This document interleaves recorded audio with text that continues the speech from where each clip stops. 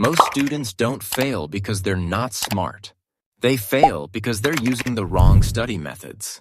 If you've ever pulled an all-nighter, crammed the night before an exam, or studied for hours and still forgot everything, this video is for you. Today, I'm going to break down the top study techniques that are backed by learning science, the ones that actually work, not the ones that just feel productive. Here's the problem. Most students rely on rereading notes, highlighting everything, and cramming under pressure. These are passive study methods. They trick your brain into thinking you understand the material, but you don't. Real learning feels uncomfortable, and that discomfort is where real progress happens. Let's start with the most important technique of all, active recall. Active recall means trying to remember information without looking at your notes. Instead of rereading, you close your materials, ask yourself questions, and try to pull the answer from memory. Struggling to remember is not a bad sign. That struggle is what strengthens your memory. Examples of active recall include practice questions, flashcards without checking the answer immediately, and explaining a topic from memory. If you only use one study technique, make it active recall.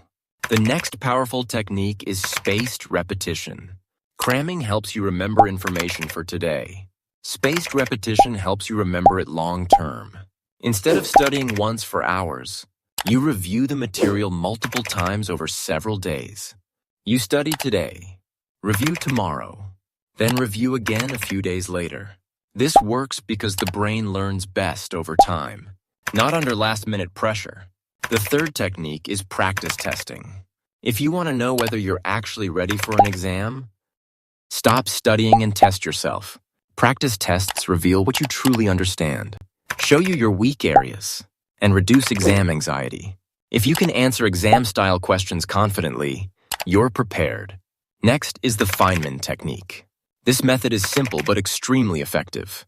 Take a topic and explain it out loud, in simple words, like you're teaching someone who's new to the subject. If you get stuck or confused, that's a sign you need to review that part again. Teaching forces clarity. Another powerful technique is the blurting method. You read your notes once, close them, and write down everything you remember. What you forget is exactly what you should study next. It's fast, honest, and very effective. Now let's talk about focus. Studying for 5 hours straight doesn't make you productive. It just makes you tired. The Pomodoro Technique helps with this. You study for 25 minutes. Take a 5-minute break, then repeat. Short, focused sessions beat long, unfocused ones. Another helpful technique is interleaving. Instead of studying one topic for hours, you mix related topics together. This trains your brain to choose the right strategy, not just memorize steps. Even the best techniques won't work.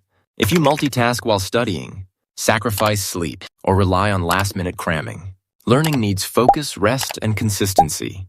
There are no shortcuts. Here's a simple study system you can follow. Use active recall every day. Review your material using spaced repetition. Take practice tests before exams. And use short, focused study sessions to avoid burnout. You don't need 20 study techniques. You only need a few used consistently. If this video helped you, remember that most students were never taught how to study properly. Subscribe, like, and comment your thoughts to Studentality for honest study advice, science-backed techniques, and habits that actually work. Study smarter, not harder.